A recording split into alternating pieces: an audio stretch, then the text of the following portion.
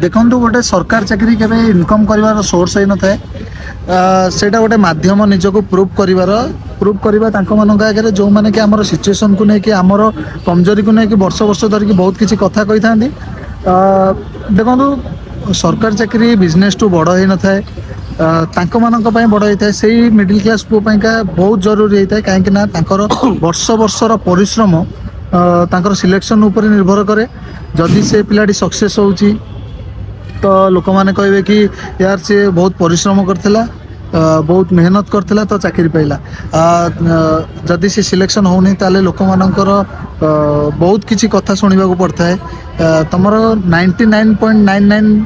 परिश्रमर फल वृथा जाए और बहुत किसी शुणा पड़ता है भाई मैंने गोटे कथा मन रखिए आमको से मानक आगे प्रूव करार अच्छी कि जो मैंने आमर खराब बेलरे बहुत किसी कथा कही ठीक अच्छे आउ आमे देखा कि आमे क्या कम नुह कि आमे कौ कम कर